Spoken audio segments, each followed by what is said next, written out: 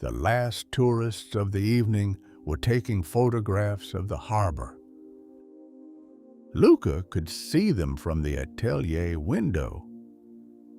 Three of them, young, laughing at something on one of their phones, holding it up to show the others, the kind of easy shared laughter that needed no explanation and no translation. He watched them for a moment the way he watched most things, with genuine interest, with a kind of fondness that came not from knowing them, but from the simple fact of their being there, alive and happy in the last amber light of a Vernazza summer evening. He was good at that, watching people, feeling things on their behalf. It was not always a comfortable gift. He turned back to the canvas. The painting was almost done. Had been almost done for 3 days now, which meant it was either very close to finished or he had lost the thread of it entirely and would have to decide which was true before the light changed tomorrow morning.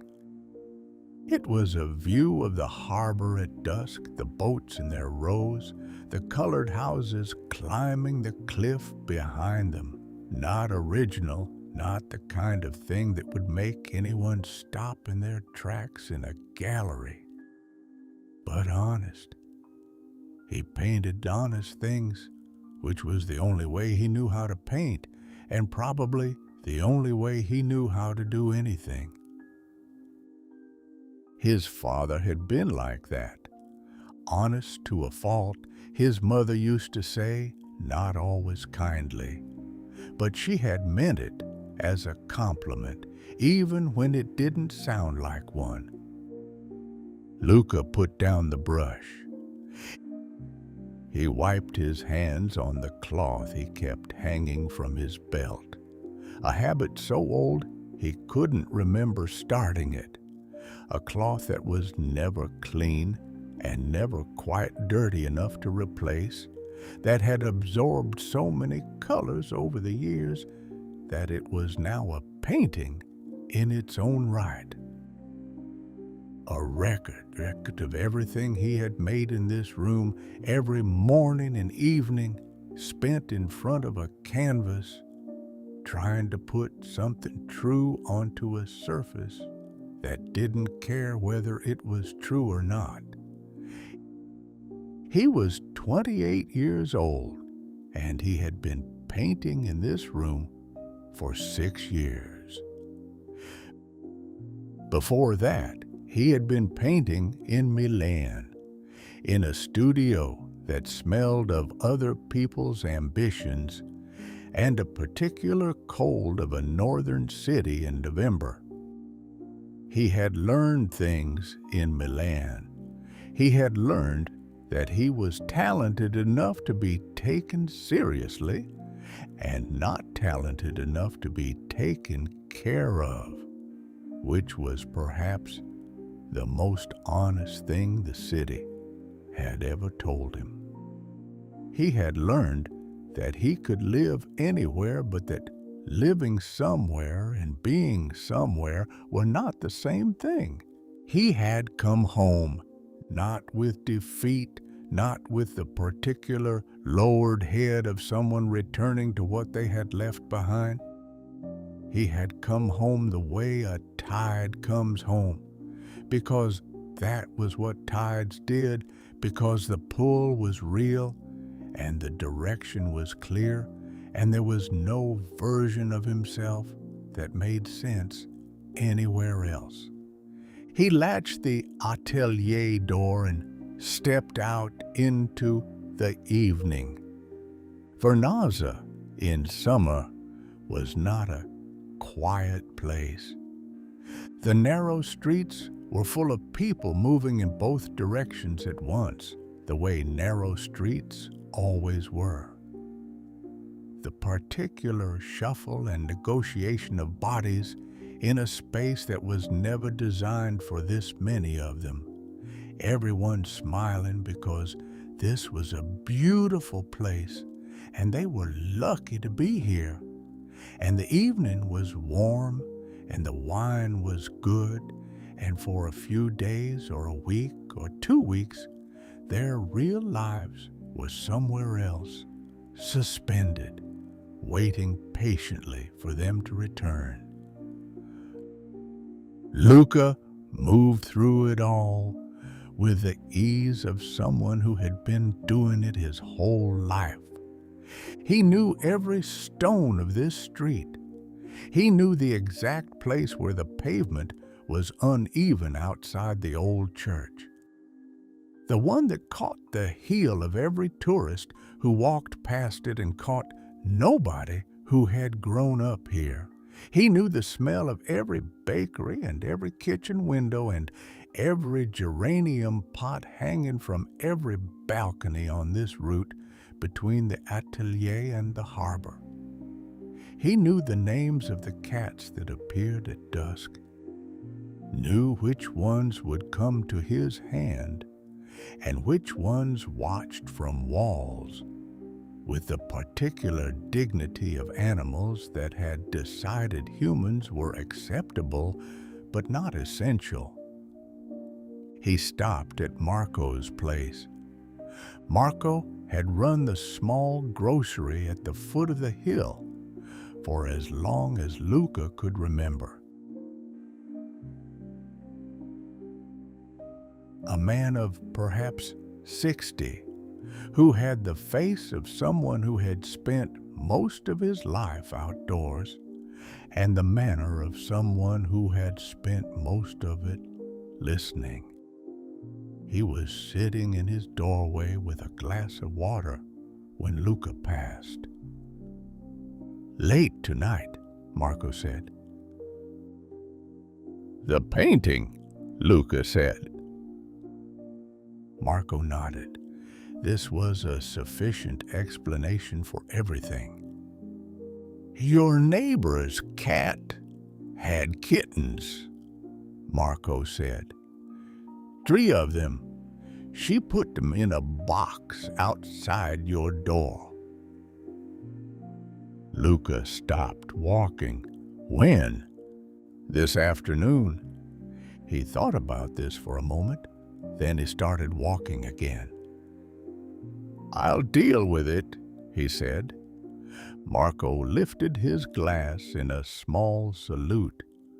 Luca kept walking toward the harbor, the evening settling around him like something warm and familiar that he had not quite decided how to feel about. This place, this light, this life that was entirely his own, and sometimes felt like a gift and sometimes felt like a weight, and most often felt like both at the same time. The house was narrow and tall, the way all the houses in Vernazza were narrow and tall, built into the cliff face like something that had grown there rather than been constructed. 4 stories of pale yellow and faded terracotta rising from the stone street. The windows small and deep set, the shutters a green that had been repainted so many times over so many decades that the color had become its own thing, specific and irreplaceable. Luca had grown up in this house. His father had grown up in this house. His grandfather had been born in this house. In the room that was now Luca's atelier, in a winter long before Vernazza was the kind of place people came from elsewhere to photograph. There were 3 kittens in a cardboard box outside the door, exactly as Marco had said. They were very small and very loud and completely certain of their own importance. Luca stood and looked at them for a moment. "I know," he said.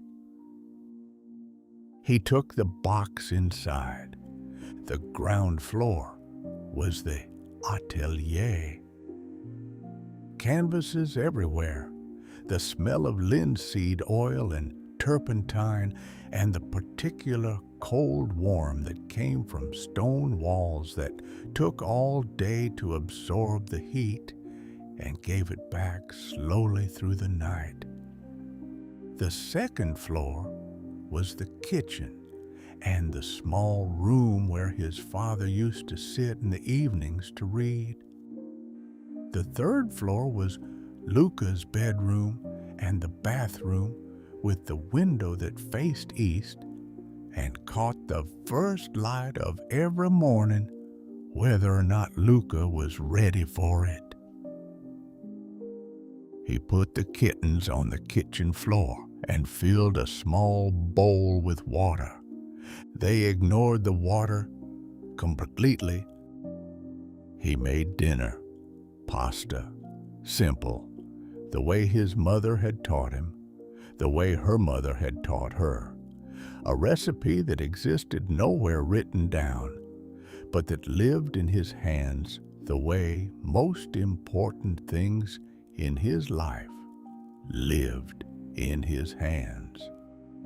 He ate at the small table by the window, the one that had been in this room since before he was born, that had absorbed 30 years of meals and conversations and a particular silence of a house learning to be smaller, first when his father went to sea, and then when his father didn't come back.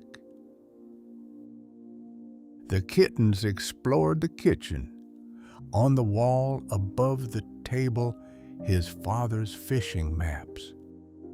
Old paper, the coast drawn in faded ink, the depths marked in numbers that no longer matched the charts, but that his father had trusted and that Luca had never been able to take down. Not because he needed them, because taking them down would be admitting something he wasn't ready to admit, a finality that the maps, by staying on the wall, kept at a comfortable distance. He washed the dishes. He put the kittens back in their box with an old sweater for warmth. He stood for a moment in the middle of the kitchen, in the particular stillness that came after dinner, when the house had settled and the street outside had quieted to a murmur, and there was nothing that needed doing except what he was already about to do. He thought about the day, not the painting, not Marco or the kittens or the tourists in the harbor. The other things, the message from his sister that he hadn't answered, the one where she said she was fine, but the way she said it was the way she always said it when she wasn't. The friend who had called twice this week without leaving a voicemail, which meant something, but not something he could name, the feeling he'd had all day, the low-grade one, the one that had no specific cause and therefore no specific solution, the feeling of carrying something without knowing what it was. He was good at carrying things. He had always been good at carrying things. Tonight, he would put them down. He took his jacket off the hook by the door, the old one, dark blue, his father's originally. The one he wore on evenings when the warmth of the day was leaving and the sea began to breathe its cooler night air through the streets, and went back out into Vernazza. The harbor square was the heart of Vernazza in summer. Not the church, not the castle on the cliff, not the narrow streets that climb behind the houses. The square, the small piazza that opened onto the water, with the restaurant tables spreading across it and the lights strung between buildings and the sound of everything happening at once. Conversations in 4 languages. A guitarist somewhere playing something slow that competed gently with the recorded music from the bar on the corner. Children running between the tables while their parents looked at menus and pointed at things and tried to decide. Luca found a chair at the edge of it, not at a table exactly his own, not ordered or formal, just a chair that someone had left at the margin of things, facing the water, with enough distance from the nearest group that he could sit without being part of any particular conversation. He ordered a glass of wine from a young waiter he didn't recognize. Summer staff, here for the season, gone by October, and settled in. This was his ritual.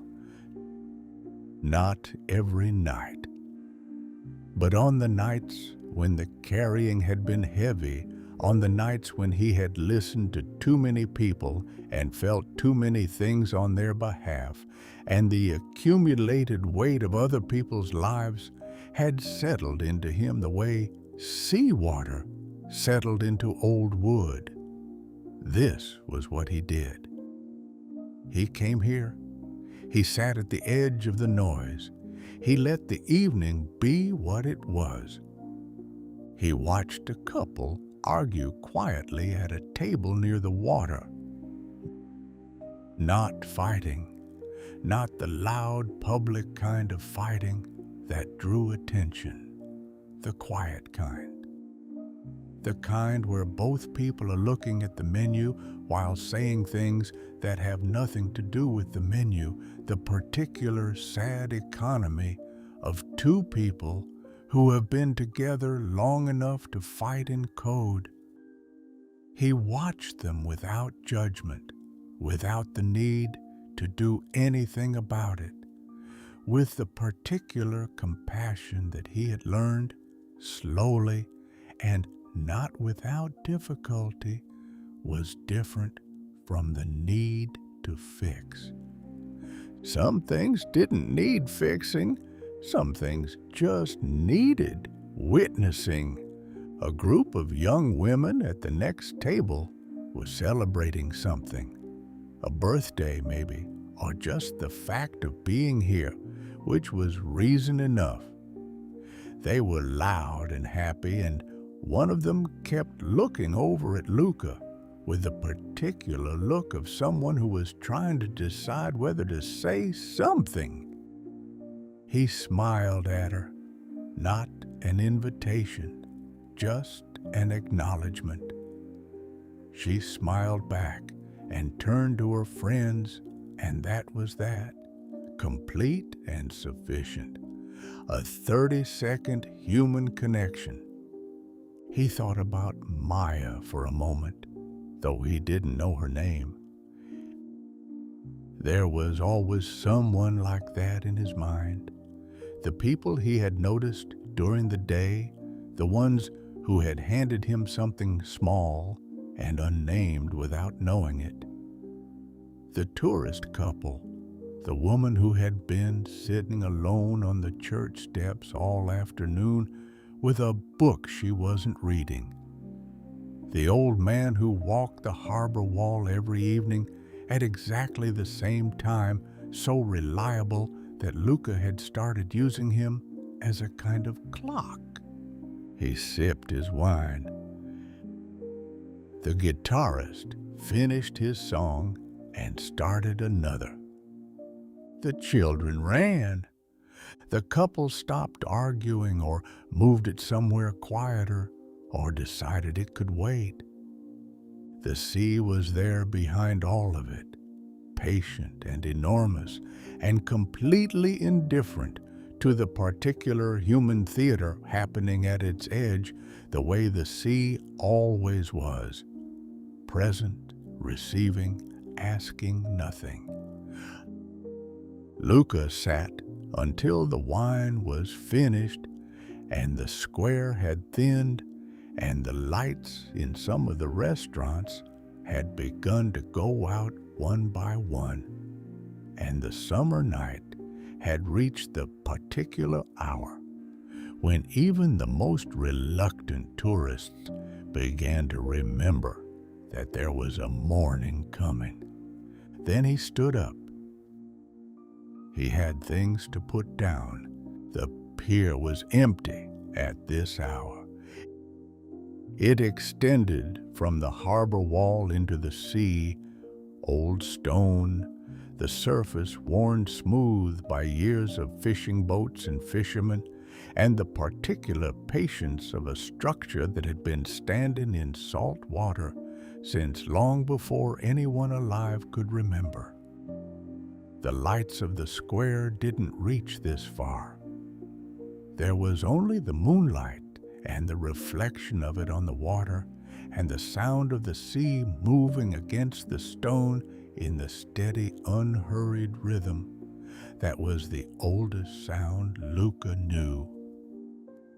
He walked to the end of it.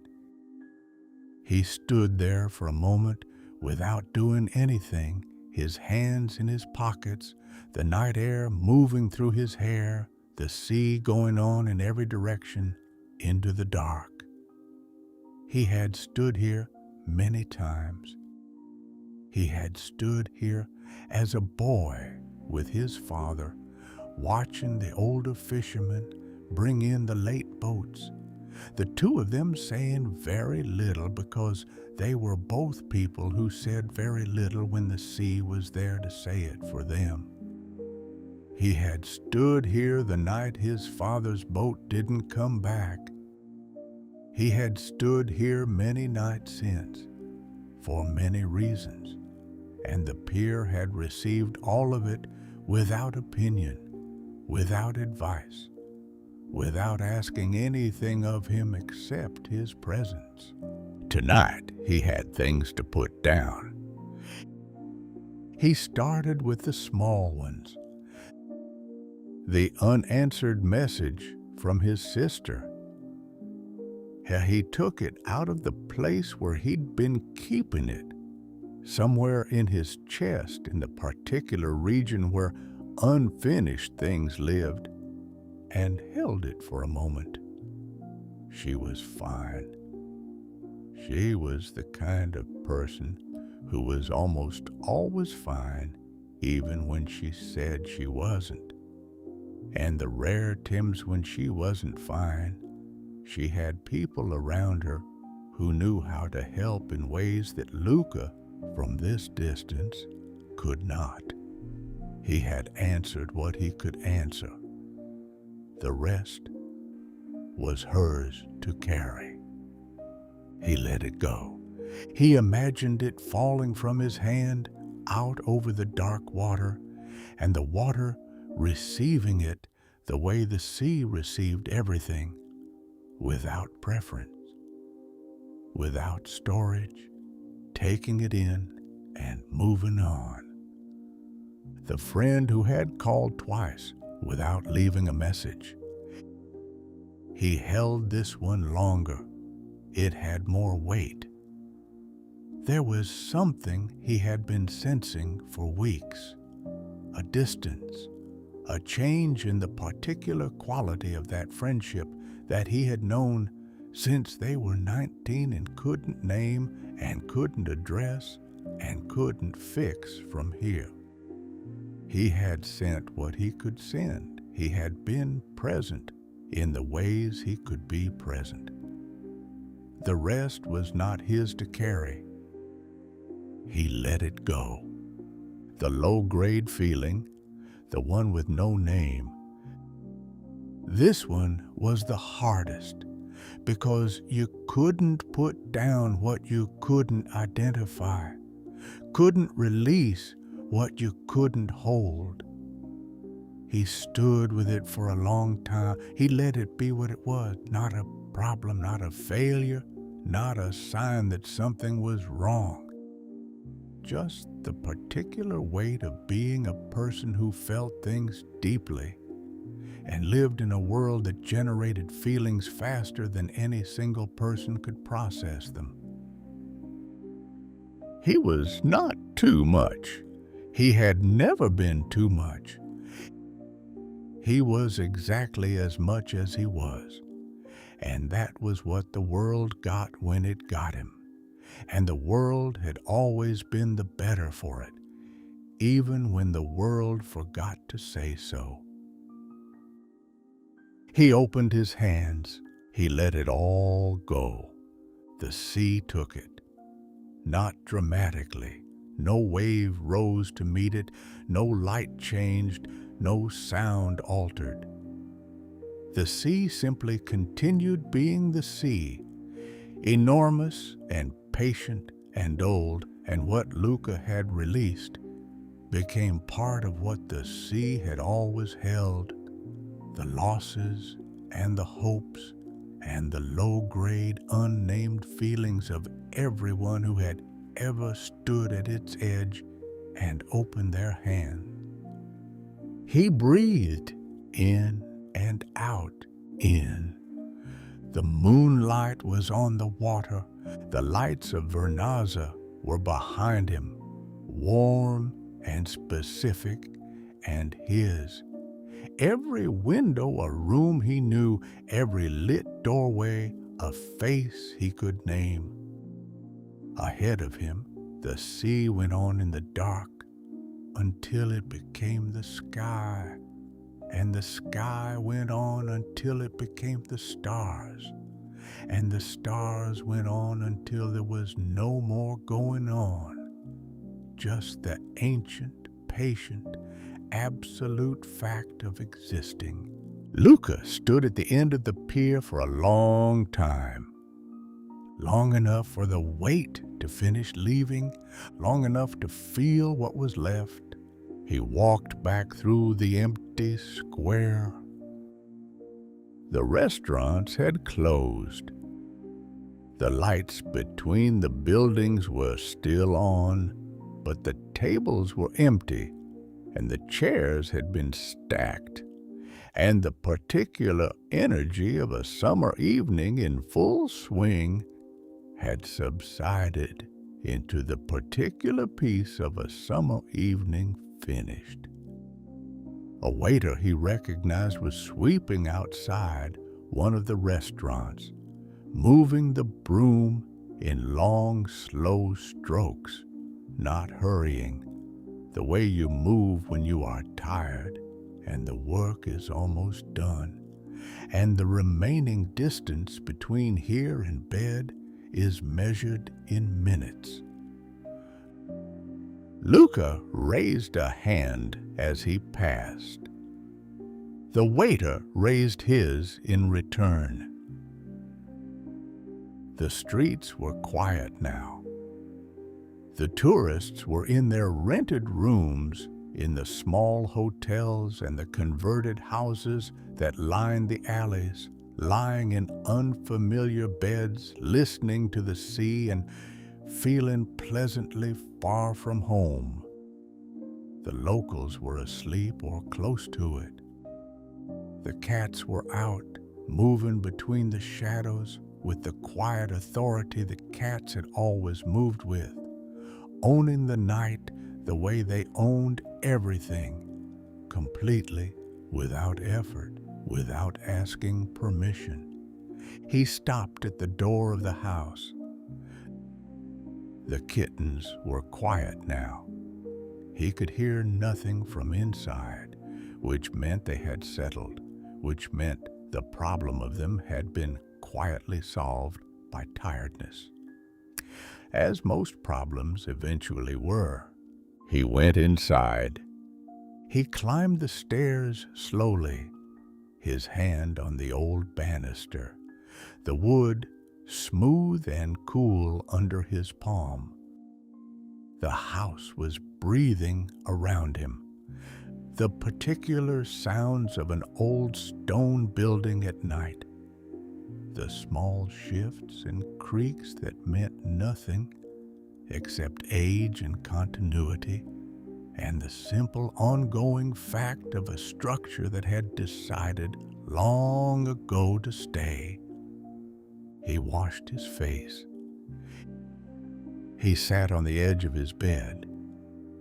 Through the window, all he could see the sky, a corner of it, a wedge of deep navy pressed between the neighboring rooftops, stars visible in it, the moon somewhere behind the houses, casting its light upward and sideways, so that the whole sky glowed faintly, not dark but luminous, the particular luminosity of a summer Mediterranean night when the air is still and the sea is close and everything seems to be giving off a small amount of its own light. He thought about his father, not with grief, not with the sharp missing that used to come without warning in the early years, with something gentler, with the feeling not of absence but of presence. His father in the maps on the kitchen wall, in the jacket on the hook, in the way Luca held a brush, and the way he talked to cats, and the way he stood at the end of the pier without needing to explain himself to the sea. His father had taught him that. The sea doesn't need your explanation, just your presence. He lay down. The sheet was cool and then warm. The pillow smelled of the particular clean that came from a window left open near the sea, salt and air, and the faint sweetness of the jasmine that grew on the wall outside his window, the jasmine that came back every year without being asked, patient and fragrant and entirely reliable in the way that plants were reliable, in the way that most of the best things were reliable, quietly, without announcement, without needing to be thanked. Outside, the sea. Inside, the quiet. The sea breathed. It did this all night, every night, had been doing it since long before Vernazza existed, since long before anyone built anything on these cliffs, or painted them, or photographed them, or fell in love with them on a holiday, and carried the memory of them home like a stone in a pocket. The sea breathed because that was what the sea did, and the sound of it came through Luca's window like something that had been waiting specifically for this moment. The moment when the house was quiet and the man inside it had put down what he'd been carrying and was finally simply lying in the dark listening. He listened, not to the sea exactly. Through the sea, the way you listen through rain to the silence underneath it, the way you listen through music to the feeling the music is made of. He was very still. The low-grade feeling was gone. Not solved, not fixed. He knew better than to expect either of those things. Just gone, released, given back to the sea that had been collecting the weight of this coast for longer than weight had a name. Tomorrow it might come back. Tomorrow probably would bring its own version of it, its own particular texture of unresolved and unresolvable things. That was what tomorrows did. But tonight was not tomorrow. Tonight was this: the jasmine through the window, the sea through the window, the stars in the wedge of sky above the rooftops, the sound of a sleeping house around a man who had done what he came here to do and was now allowed, finally, to stop. His father used to say that the sea was the best listener in the world, not because it responded, not because it gave advice, because it received without judgment, held without weighing, kept without remembering. You could give the sea your worst and your most shameful and your most confused, and the sea would take it and turn it into salt water, and the salt water would become part of everything, and everything would go on. Luca believed this. He had believed it since he was a boy, standing at this same window listening to this same sea, and not yet knowing what he had to give it, only knowing that the giving was possible, that there was somewhere for the things to go. Now he knew. His breathing deepened. The house settled. The sea continued. Outside, Vernazza was sleeping. The restaurants and the bars and the church and the castle and the narrow streets and the geranium pots and the cats in the shadows and the tourists in their unfamiliar beds. All of it sleeping, or almost sleeping, the particular collective exhale of a small place at the edge of a large sea, releasing the day it had been holding since the first fishing boats went out before dawn. Luca was part of all of it. He always had been. He was the house and the maps on the wall, and the jacket on the hook, and the kittens sleeping in their box in the kitchen, and the painting not quite finished in the atelier below, and the pier extending into the dark water, and the sea taking everything and asking for nothing.